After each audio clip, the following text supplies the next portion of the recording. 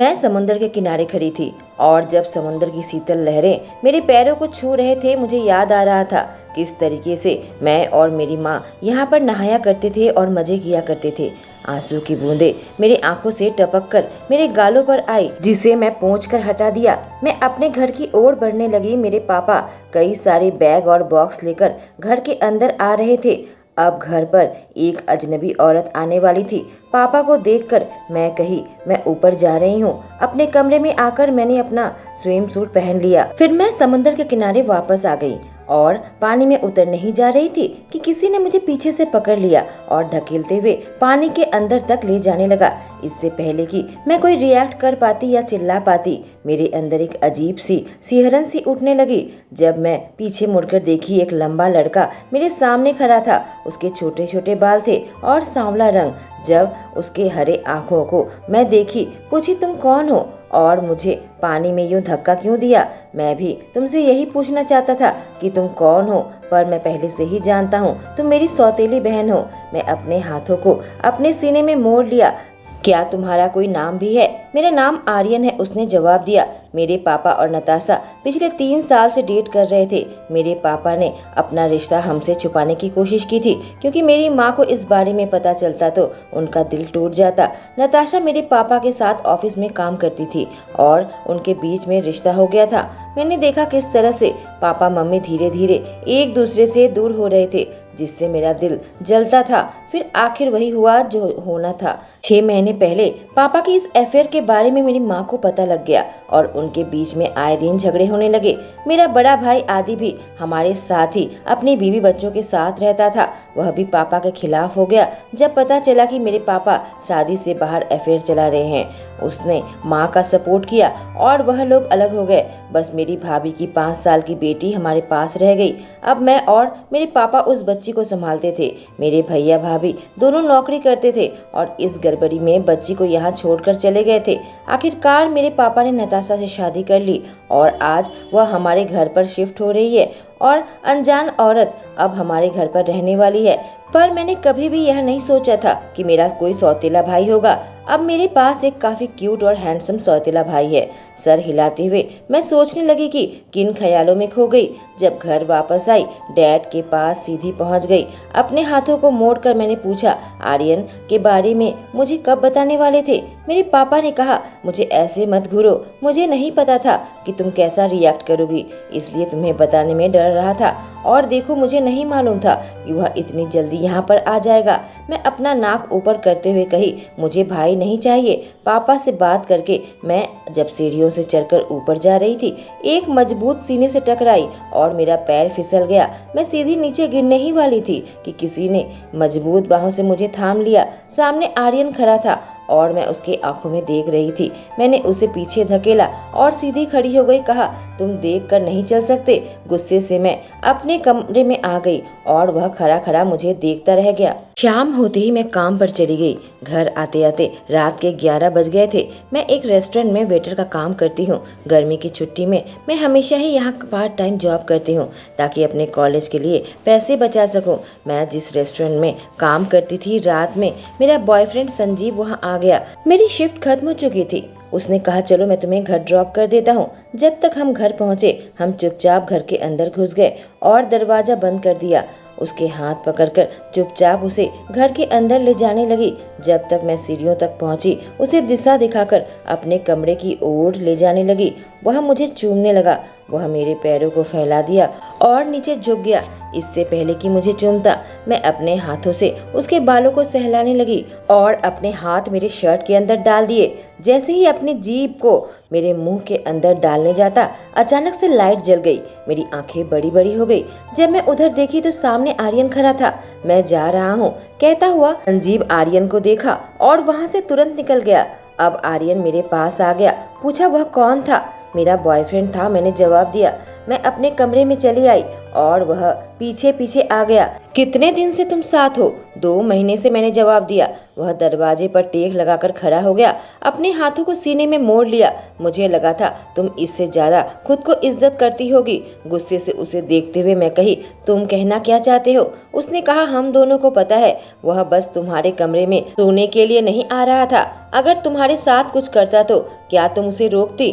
बस तुम 2 महीने से डेट कर रही हो और अपना सब कुछ उस पर लुटा देना चाहती हो। एक औरत को सोच समझकर कदम उठाना चाहिए। देखो, तुम मेरे बारे में कुछ नहीं जानते, मैंने कहा। फिर मुझे नहीं मालूम हम यह बातचीत क्यों कर रहे हैं। बिना कुछ कहे वह कमरे से बाहर निकलकर चला गया। मेरे पापा और नताशा अपना बैग पैक कर रहे थे ताकि हनीमून के लिए निकल सके। मेरी भाभी आकर उसकी बेटी को लेकर चली गई। अब घर पर मैं और आर्यन ही रह गए थे। हम दोनों सोफे में बैठकर उन दोनों को देख रहे थे। वह अपना सामान कार में लोड करने लगे। उन लोगों के चले जाने के बाद मैं उठकर फ्रिज से पानी लेकर पीने लगी। तभी मेरे सामने आर्यन आ गया। वाणी सुनाई, मैं अपने कुछ दोस्तों को पार्टी के लिए बुला रहा हूँ। उनको अभी गए हुए 5 मिनट नहीं हुए और तुम पार्टी करना के सोच रहे हो? मैं अविश्वास के साथ कही। मेरे मुंह से यह निकला था कि वह मेरे करीब आ गया। कहने लगा, अरे कुछ पल अपने दोस्तों के साथ मजे करना चाहता हूँ। मैं अपना सर हिलाकर कही, ठीक है, लेकिन इनमें मेरा कोई हाथ नहीं रहेगा और मैं अपने बॉयफ्रेंड संजीव को भी बुलाऊंगी। वह कुछ पल को मुझे देखा, फिर कहा, ठीक है, मैं सारी तैयारी करता हूँ। मैं अपने कमरे में थी जब नीचे लोगों की आवाज आने लगी। मैं बाहर आकर देखी तो बहुत सारे लोग घर पर इकट्ठा थे। बहुत सारे लड़के और लड़कियां भी थी। लोग स्मोक कर रहे थे, ड्रिंक कर रहे थे। मेरी आंखें इधर उधर घूमने लगी। जब मेरी नज़र संजीव पर पड़ी तो मुझे अपने पास बुलाया, कहा, आकर मेरे गोद में बैठ जाओ। उसकी बात सुनकर मैं ब्लश करने लगी। मैंने अपनी नज़रें घुमाकर देखी तो मेरी नज़र आर्यन पर पड़ी, जिसकी गोद में एक लड़की बैठी हुई थी। जिस तरह से एक दूसरे को छू रहे थे, उनका मेकआउट सेशन काफी गहराता जा रहा था। मैंने देखा वह उस लड़की के साथ अपने कमरे में चला गया। मैं संजीव के साथ हंसकर बोल रही थी, खाना पीना खा रही थी। जैसे जैसे रात होती गई, एक एक करके सारे लोग वहां से चले गए। अब बस मैं और संजीव बचे हुए थे और अब वह मुझे अपने करीब खींच लिया। मेरे होठों पर अपने होंठ रखकर चूमने लगा। धीरे धीरे वह किस गहरी होती चली गई। उसने अपने एक हाथ मेरी शर्ट के नीचे डाल दिए। मेरे जिस्म पर उसके हाथ रेंगने लगे थे। मैं उसमें डूबती चली गई। किस के बीच में मैं मुस्कुरा रही थी, तभी लगा मेरे सामने आकर कोई खड़ा हो गया। जब मैं उसे घूम कर देखी, सामने आर्यन खड़ा था, जिसने सिर्फ एक जींस पहनी हुई थी। उसके मसल साफ नजर आ रहे थे और उसके बॉडी पर अपनी नजरें दौड़ाने लगी। यह सब क्या चल रहा है? उसने गुस्से से कहा। इससे पहले कि संजीव उससे कुछ कह पाता, वह संजीव का कॉलर पकड़ लिया और उसे खींचने लगा। मैं कूदकर उसकी गोद से नीचे उतरी। यह क्या कर रहे हो आर्यन? इसे जाने दो, मैं चिल्लाई। क्या तुमने इसकी इज्जत में हाथ डाली? आर्यन ने मांग की। नहीं, ऐसा कुछ नहीं हुआ है, मैं बस इसका बॉयफ्रेंड हूँ, संजीव ने कहा। और आर्यन अपने उंगलियां अपने बालों में चलाने लगा। कहा, मुझे लगता है तुम्हें अभी यहाँ से निकल जाना चाहिए, इससे पहले कि तुम्हें मैं मार डालूं। संजीव उदासी भरी मुस्कान देते हुए मुझे कहा, तुमसे बाद में मिलता हूँ। नहीं, रुको 1 मिनट, आर्यन चिल्लाया। तुम उसे दोबारा कभी नहीं मिलोगे। और जल्दी से वहां से निकल गया। तुम्हें शर्म नहीं आती? उसके साथ क्या कर रही थी? आर्यन मुझ पर बरसा। मैं उसे पसंद करती हूँ, ठीक है ना, मैंने जवाब दिया। और तुम भी तो उस लड़की के साथ थे ना? उसे कमरे में लेकर गए थे, मैं वापस से चिल्लाई। वह कुछ नहीं थी, समझी ना? और औरत को अपनी इज्जत का ख्याल करना चाहिए। कहानी आर्यन की जुबानी। जिस वक्त मैंने देखा वह अपने बॉयफ्रेंड के गोद में बैठी थी, मुझे पता था कि अच्छा नहीं जाने वाला, इसलिए मुझे कुछ चाहिए थी जिससे मैं खुशबू को अपने दिमाग से निकाल पाता। अमीशा वही लड़की थी जिससे मेरा ध्यान भटक सकता था। उसके साथ कुछ बार मैं सो चुका हूँ। जैसे ही मैं उसे पार्टी में देखा, उसके करीब हो लिया। मैं बस उसका इस्तेमाल किया ताकि मैं खुशबू को अपने दिमाग से हटा सकूं। पर जैसे ही मैं उतर कर आया, मैंने देखा वह संजीव के गोद में बैठी हुई थी। दोनों एक दूसरे को किस कर रहे थे। संजीव के हाथ उसके शर्ट के नीचे था। मुझे बेहद गुस्सा आ गया। उसका कॉलर पकड़ लिया। मन किया कि उसे यहीं पर पीटूं। यह खुशबू को हाथ कैसे लगा सकता है? पर वह मुझ पर ही भड़क पड़ी। क्या इसे नजर नहीं आता कि मैं उसकी केयर करता हूँ? मैं गुस्से से वहां से उठकर अपने कमरे में आ गया और दरवाजा पीट कर बंद कर दिया। कहानी खुशबू की जुबानी। देखते ही देखते 1 हफ्ता बीत गया। मैं और आर्यन साथ में ही रह रहे थे। उस रात के बाद दोबारा कभी पार्टी नहीं हुई, पर वह मुझे संजीव के करीब नहीं जाने देता था। जब भी मुझे देखता, वह मुझे खींचकर अलग कर देता और संजीव मेरे साथ ब्रेकअप कर लिया। आर्यन मेरे प्रति कुछ ज़्यादा ही प्रोटेक्टिव था। मुझे समझ नहीं आता कि वह ऐसा बर्ताव मेरे साथ क्यों कर रहा था। आज आखिरी रात थी, कल मेरे मम्मी पापा वापस आने वाले थे। आर्यन मेरे पास आ गया, कहा चलो ना हम दोनों आज रात पार्टी करते हैं, फिर ऐसा मौका मिले न मिले। हम दोनों टकीला शॉट्स लेने लगे थे। मैंने पॉपकॉर्न बनाया था। हम दोनों छत के ऊपर बैठे बैठे समुंदर का नज़ारा देखने लगे और स्नैक्स और शराब में डूबने लगे थे। हम दोनों एक दूसरे के ऊपर टेक लगाकर बैठे थे। स्ट्रॉबेरी उठाकर मैं अपने मुंह में लगाकर खाने लगी। मैं धीरे से सिसकी ली, जिससे आर्यन मुंह दबाकर हंसा। मैंने स्ट्रॉबेरी खा लिया। हाथ में चॉकलेट लगा हुआ था, उसे चाट कर खाने ही जा रही थी कि आर्यन ने मेरा हाथ पकड़ लिया। मेरे अंदर एक अजीब सा एहसास हो रहा था। नशे में मेरी हालत खराब थी। मैंने पूछा क्या है।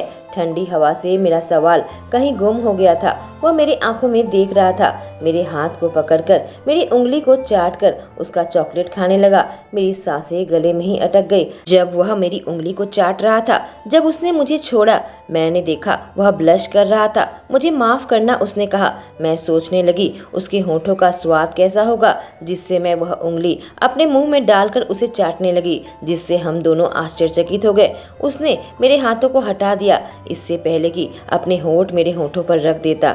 एक पल के लिए लगा मैं सपना देख रही हूँ, फिर अगले ही पल मुझे एहसास हुआ नहीं, यह हकीकत है। हमारे होठ तालमेल के साथ चलने लगे। जब मैं अपने होठों को अलग किया और उसने अपनी जीभ मेरे मुंह के अंदर डाल दी, मेरे मुंह को एक्सप्लोर करने लगा। वह मेरे गालों को पकड़ रखा था। जब वह किस करना जारी रखा, उसके होंठ मेरे ऊपर जादू का काम कर रहे थे। जब हम अलग हटे, मेरी सांस रुक गई थी और तभी मुझे एहसास हुआ मैंने क्या किया। इतने सारे लोग रहते हुए मैंने अपने सौतेले भाई को चूमा। मैं गहरी सांस ली, फिर अपना माथा उसके माथे पर रख दिया। उसने अपने हाथ मेरे कमर पर रख दिए और मुझे अपने करीब खींच लिया।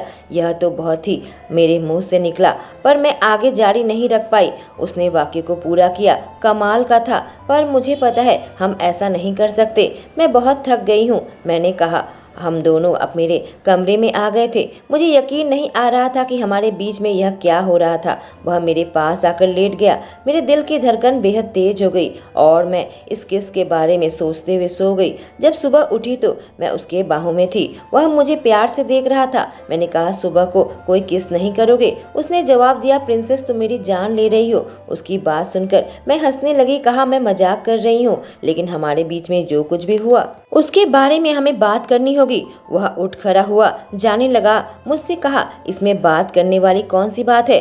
क्या तुम मुझे पसंद करते हो? मैं ब्लश करते हुए पूछी। देखो बुरा मत मानना, तुम एक नक्चरी बहन हो और कल रात जो कुछ हुआ उसे भूल जाओ। उसने जवाब दिया। कल इतने जोश से मुझे चूम रहा था और आज मुझे यूं दूर धकेलने लगा। मैंने कहा वह तो तुम्हारे लिए उस किस का कोई मतलब नहीं था। तुम मेरे साथ बस खेल रहे थे। मेरे चेहरे को देखकर उसने मुझे अपने करीब खींचा, हल्का सा मेरे होठों को चूमा और अपना जीभ चलाया। फिर दूर हटकर एक नखरे की मुस्कान देता हुआ कमरे के बाहर चला गया। जब तक बाहर आई देखा मेरे पापा और मेरी सौतेली माँ घर पर आ चुके थे। रात को मेरे पापा ने हमें साथ बुला लिया। हम साथ बैठकर फैमिली मूवी देखने वाले थे। हमारी बड़ी सी टीवी को चला दिया। पापा नताशा के साथ बैठे हुए थे, वहीं आर्यन मेरे साथ बैठा हुआ था। हमने एक कंबल को ओढ़ लिया। मैं उस पर टेक लगाए बैठी थी। उस किस के बाद हमारे बीच में तनाव और बढ़ गया था। सारा दिन मैं चुपचाप थी, गुमसुम सी थी। बार बार मेरे दिमाग में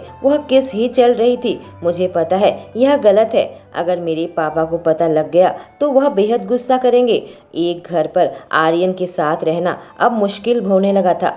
कुछ पल के बाद मैंने उसके हाथ को अपने पेट में महसूस किया, जिससे मैं हल्की सी कांप रही थी। मेरे शर्ट को उसने थोड़ा सा ऊपर उठा दिया था। उसका हाथ काफी गर्म था और वह अब धीरे धीरे नीचे खिसकने लगा। मेरी आंखें बड़ी बड़ी हो गई। मैं हिल नहीं सकती थी। उसकी उंगलियां धीरे धीरे नीचे जाने लगी, मेरे पैंट के बैंड तक पहुंच गई थी। मैं जल्दी से उसका हाथ पकड़ा और उसे दूर हटा दिया। वह हल्का सा मुंह दबाकर हंसा, कान में आकर कहा, शांत रहो, इतना धीरे कि मेरे पेरेंट्स सुन न सके। मुझे तुम्हें छूना अच्छा लगता है, उसने फुसफुसाया।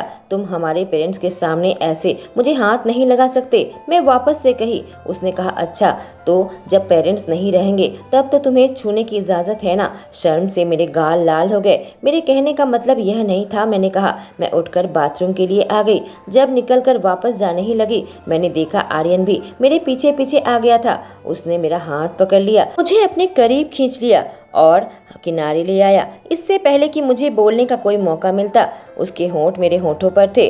वह अपने हाथों को नीचे खिसकाया, मेरे हिप्स तक पहुंचा और मुझे गोद में उठा लिया। मैंने अपने पैरों को उसके कमर में मोड़ लिए। उसके जींस पैंट से मैं उसके एक्साइटमेंट को महसूस करने लगी। मैं सिसकी लेने लगी। जब हमारी सांसें रुकने लगी, हम अलग हटे। उसने अपना माथा मेरे माथे के ऊपर रखकर कहा, 1 हफ्ते के लिए मेरे साथ डेट करो। नहीं, मैं नहीं कर सकती। पापा मम्मी को मालूम चल जाएगा। मैंने जवाब दिया, नहीं चलेगा, मैं ध्यान रखूंगा। हम वह सब कुछ करेंगे जो कपल करते हैं। जाने मुझे क्या हो गया, मेरे दिल में उसे पाने की चाहत थी। भले ही थोड़े समय के लिए क्यों ना हो, मैं उसके करीब रहना चाहती थी। भले ही मेरा सौतेला भाई कभी मेरा ना हो। मैंने कहा ठीक है। हम जल्दी से फिर से वहां पर आकर टीवी देखने लगे। जैसे ही रात हो गई, मेरे पेरेंट्स सोने चले गए और वह चुपचाप मेरे कमरे में आ गया। एक पल को मैं घबरा गई। अगले ही पल वह मेरे करीब आ गया। लाइट बंद करके वो मेरे बिस्तर पर आ गया। उसके खाली सीने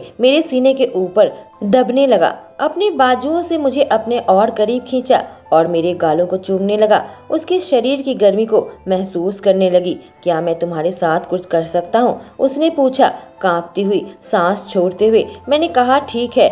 उसका दाहिना हाथ मेरे पेट पर था और बाएं हाथ मेरे पैर के अंदर जाने लगा। मुझे रुकने को कहना, उसने कहा और पैंट को नीचे खिसका दिया। फिर मुझे देखने लगा। मैंने कहा मैं नहीं चाहती, तुम रुको।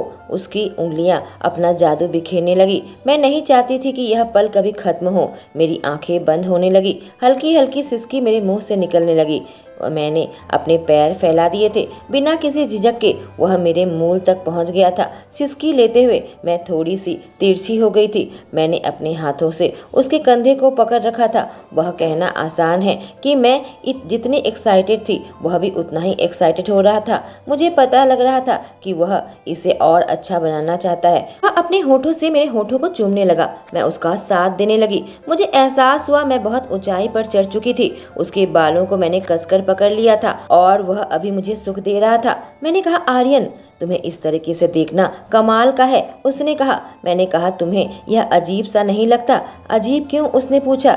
एक तो तुम मेरे सौतेले भाई हो और दूसरा तुम पहले शख्स हो जिसने मेरे साथ ऐसा कुछ किया। मैंने जवाब दिया, तुम सच में कमाल की हो। मैं ऐसा तुम्हारे साथ हमेशा करना चाहता हूँ। उसने जवाब दिया, तुम्हें क्या लगता है तुम मेरा सब कुछ इस हफ्ते ले लोगे? मैंने पूछा। उसने नखड़े की मुस्कान दी। हम इस हफ्ते एक कपल हैं। कपल सब कुछ करते हैं। एक हफ्ते हम दोनों साथ रहने वाले थे और हम दोनों करीब आने लगे। किसी कपल की तरह मेरा सौतेला भाई मुझे अपने करीब खींच लेता, मुझे चूमता, कभी मेरे होठों को चूमता, कभी मेरे गर्दन को। एक दूसरे पर अब काबू नहीं रह गया था। पर उसने मेरी इज्जत नहीं ली। वह बस मुझे ऊपर ऊपर से प्यार करता। मेरे शरीर का हर एक अंग उसका हो चुका था और वह भी पूरे तरीके से मेरा हो गया था। पर उसने कभी आखिरी हद पार नहीं की। देखते ही देखते वक्त खत्म हो गया। मैं छत पर खड़े खड़े सी बीच को देख रही थी। अचानक मेरी नज़र आर्यन पर पड़ी, जो बीच के किनारे खड़ा था। एक लड़की को हक कर रहा था। उस लड़की का सर उसके सीने में था। वह धीरे धीरे उसके बालों को सहला रही थी और उसके कानों में कुछ कह रही थी। मैं नीचे उतरकर उनके पास आ गई। देखा तो लड़की को पहचान लिया। वो पार्टी वाली लड़की थी। यह लड़की बिल्कुल परफेक्ट दिखने में थी। जब मैं उनके पास आई, आर्यन उस लड़की से अलग हट गया और मुझे देखने लगा। वह लड़की मुझे देखकर कही, क्या यह वही लड़की है जिसके साथ तुम डेट कर रहे हो? मैं बिल्कुल शॉक्ड खड़ी थी। क्या आर्यन ने इसे मेरे बारे में बता दिया? अमीशा प्लीज, आर्यन ने कहा। वह मुझसे कही, तुम उसे अपना सब कुछ दे सकती हो पर तुम उसे बिस्तर में खुश नहीं कर सकती। अमीशा की बात सुनकर मैं आश्चर्यचकित रह गई। मैं आर्यन की ओर देखा। वह सर झुकाए खड़ा था। क्या इसने इस लड़की को ऐसा बताया? क्या इसके लिए मैं कोई मायने नहीं रखती? मैंने कहा, तुम एक बेकार लड़की हो, मेरी प्रॉपर्टी से बाहर निकल जाओ। कहते हुए मैं अपने घर के अंदर आ गई थी। मेरे आंखों से आंसू बहने लगे थे। मैं यहाँ एक पल भी नहीं रुकना चाहती थी। मैं अपना सामान पैक करने लगी। मैं अपनी माँ के पास जाकर रहना चाहती थी। कुछ देर के अंदर मेरा सौतेला भाई मेरे कमरे में आ गया। मुझे सामान पैक करता हुआ देखा। उसकी आंखें बड़ी बड़ी हो गई। कहाँ जा रही हो? मैंने कहा, मैं अपनी माँ के पास जा रही हूँ। क्या मेरी वजह से? क्या तुम ऐसे ही अपनी समस्याओं से भागती हो? उसने पूछा। मैंने कहा, तुम्हें तो खुश होना चाहिए। मैं तुम्हारी जिंदगी से दूर जा रही हूँ और तुम अब अमीशा के साथ आराम से रिश्ता रख सकते हो। उसने कहा, पर तुमने ही तो कहा था 8 दिन से ज्यादा रिश्ता नहीं रख सकते। मैं अपना सर हिलाते हुए कही, अगर तुम केयर करते तो तुम मुझे जाने नहीं देते। यह सुनकर वो मेरे गालों में हाथ रखा और मुझे चूमने लगा। मैं उसके किस में डूबती चली गई। वह मुझे अपनी गोद में उठा लिया और बाथरूम के अंदर लेकर आ गया। चलो साथ में नहाते हैं। मैं घबराहट से निगलने लगी। उसने कहा, घबराओ मत, बस नहाएंगे। मुझे उठाकर उसने दीवार के खिलाफ मुझे टिका दिया। मैंने अपने हाथों को मोड़कर उसके कंधों पर रख लिया। वह अपने होंठ मेरे गर्दन में रखकर चूमने लगा। जरूरत से मैं गरजने लगी। अपने पैरों को उसके आसपास कसकर पकड़ लिया। मुझे पता था मुझसे ज्यादा जरूरत उसे थी। प्लीज, मैं कही। उसने कहा, नहीं, तुमसे वादा किया है। हवस के लिए मैं अपना वादा नहीं तोड़ सकता, पर ऐसा ज्यादा दिन तक नहीं रहा। हम दोनों एक दूसरे के हो चुके थे। उससे अलग रह पाना अब मेरे लिए मुमकिन नहीं था। हम दोनों कॉलेज में जाने लगे, पर एक दिन मेरे पापा ने हम दोनों को कमरे में देख लिया। मेरे पापा मुझसे पूछा तो मैंने सब कुछ बता दिया। मेरे और आर्यन के रिश्ते के बारे में सब कुछ कह दिया था। उन्होंने कुछ नहीं कहा, पर मेरा दिल बेहद घबराने लगा था। आगे जाने क्या तूफान आने वाला था। कहानी आर्यन की जुबानी। मेरे सौतेले पापा समीर ने मुझे अपने कमरे में बुलाया था। मैं बेहद घबरा गया कि आखिर उसने मुझे क्यों बुलाया।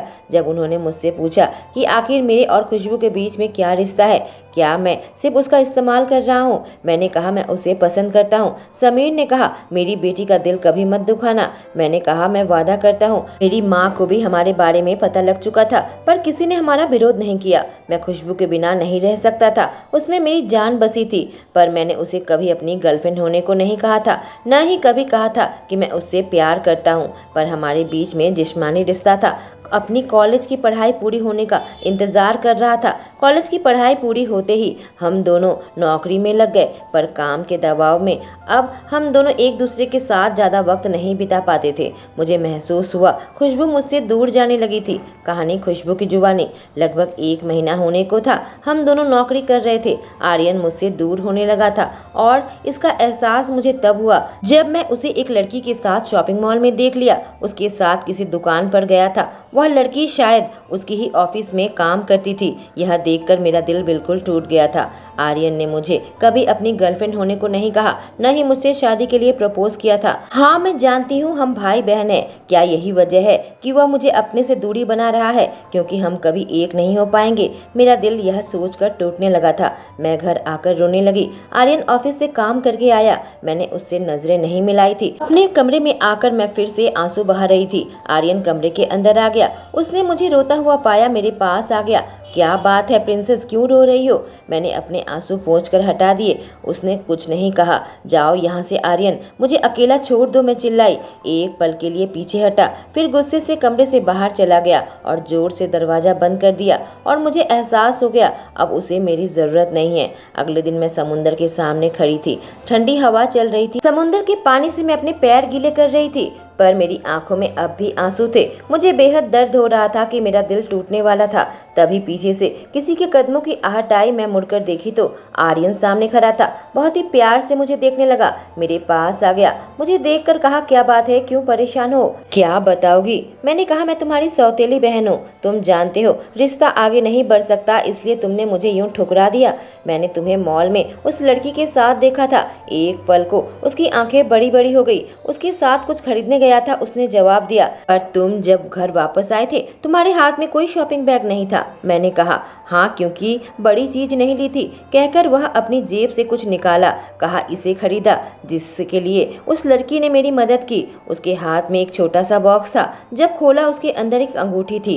एक पल को मैं उसे देखने लगी। मैं तुम्हें अपना बनाना चाहता हूँ। इस पल का मैं कितने दिन से इंतजार कर रहा हूँ। अब मेरे पास नौकरी है। अपनी पहली कमाई से मैंने यह अंगूठी ली है। क्या तुम मुझसे शादी करोगी? यह सुनकर मैं खुश हो गई। उसके करीब आ गई और अपना सर हाँ में हिलाने लगी। इतना लंबा समय तुमने लगा दिया मुझे प्रपोज करने में। मैंने कहा, प्यार से अपना हाथ मेरे गालों पर रखा। तुम्हें क्या लगता है मैं बस तुम्हारे साथ खेल रहा था? नहीं, मैं तुम्हारे साथ ऐसा नहीं कर सकता।